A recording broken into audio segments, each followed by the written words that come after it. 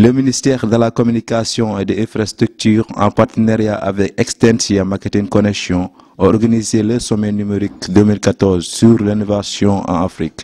Des ateliers se sont déroulés pendant 3 jours pour échanger des idées pour améliorer la qualité de la connectivité en Afrique. Ah, très bien. Disons qu'il y a beaucoup de défis pour la communication Internet, c'est bien ça, non? Pour la communication Internet, la connexion Internet, il y a beaucoup de défis encore à relever. Il y a eu beaucoup d'initiatives, l'atterrissement du câble ACE, plusieurs câbles sous-marins qui relient le continent.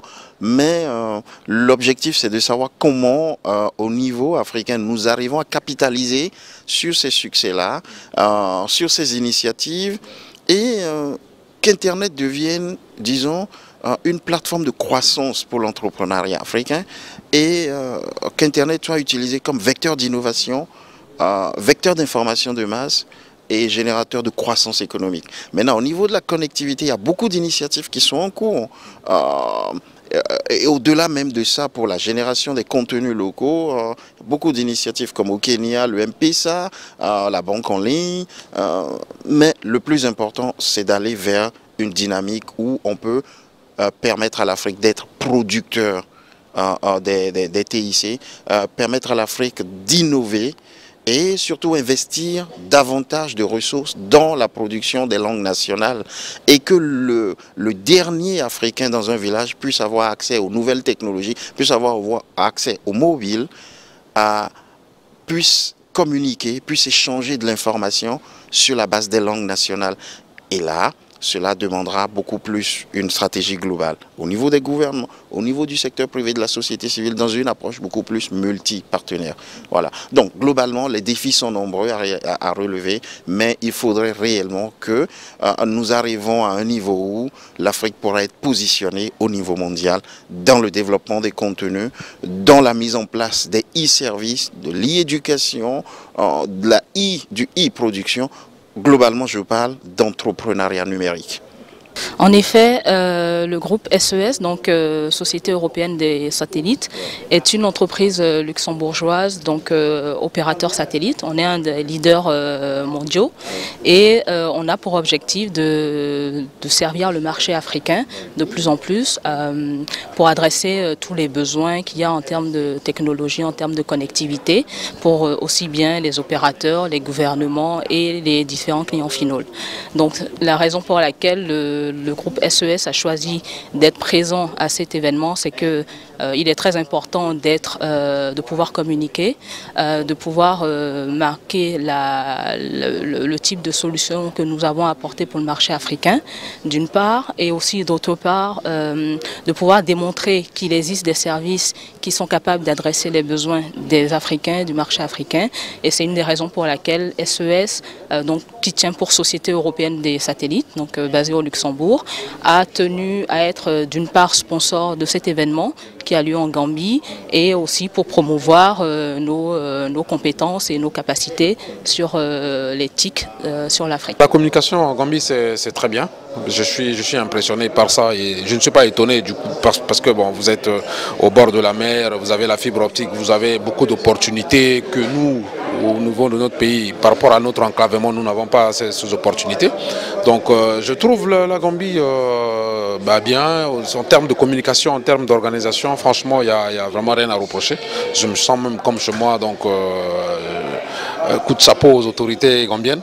Et je pense que l'exemple de la Gambie va nous servir à moi pour aller dans mon pays et puis essayer de voir qu'est-ce que je peux apporter au pays. C'est une très bonne question, parce que j'aime beaucoup encadrer les jeunes, parler de la jeunesse africaine pour leur donner une certaine identité, les développements par notre culture africaine. Alors pour moi, je pense que si j'ai suivi les débats qu'il y avait hier, si on peut donner aux jeunes donc l'Haïti, mais dans notre culture, c'est-à-dire au lieu qu'on soit seulement sur des sites à tendance occidentale, qu'on puisse aussi avoir quelque chose de purement une signature africaine sur le net, pour que les jeunes, au lieu de se perdre, au lieu d'avoir à comparer, par exemple, comme vous venez de faire la Gambie à la Belgique, qu'on puisse comparer la jeunesse gambienne par rapport à notre culture, par rapport à ce qu'on veut, qu'est-ce que le secteur électronique amène comme plus dans la jeunesse en Gambie. Parce qu'aujourd'hui, c'est vrai, hier, il avait la présentation avec Facebook, tout le monde est sur Facebook, mais pourrait-on un jour avoir juste un réseau social africain où les Africains peuvent échanger sur la culture, où les Africains peuvent se rencontrer, faire le business entre nous-mêmes? Au lieu que les jeunes soient tournés aujourd'hui vers une politique peut-être qui ne donne pas l'exemple sur notre culture, je pense que c'est vraiment une très bonne question et moi j'aime beaucoup la jeunesse parce qu'il faut s'appuyer vraiment sur la jeunesse pour l'avenir de demain. Donc si l'Haïti peut participer, le côté Haïti peut participer au développement culturel de notre continent, ce sera vraiment une chose vraiment très très bien donc à encourager. Pouvez-vous nous dire brièvement pourquoi vous êtes venu pour participer dans cet événement? Alors pour moi, ce type d'événement est réellement important puisque c'est une conférence en fait déjà qui se déroule en Afrique et puis d'autre part qui est vraiment centrée sur le développement de l'économie numérique en Afrique. Et c'est un secteur qui est un secteur clé pour les Africains. Il faut bien avoir en tête qu'il existe un lien direct en fait entre le développement économique d'un pays et le développement numérique de ce pays. Donc les télécoms, le développement numérique de l'Afrique, c'est vraiment quelque chose de central, je pense. Et il est important pour les avocats d'être aujourd'hui aussi également impliqués dans ce type d'activité. Donc quelles sont les opportunités pour le télécom en Afrique? Je dirais qu'aujourd'hui, il se passe énormément de choses en Afrique. Vous avez effectivement une population qui est très jeune, qui est extrêmement importante, un taux de croissance qui est extrêmement élevé quand on compare à celui de l'Europe ou même celui des États-Unis.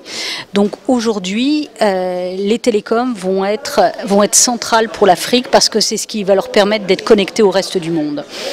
On voit aujourd'hui des nouveaux usages qui explosent en Afrique comme la mobile money, la e-santé.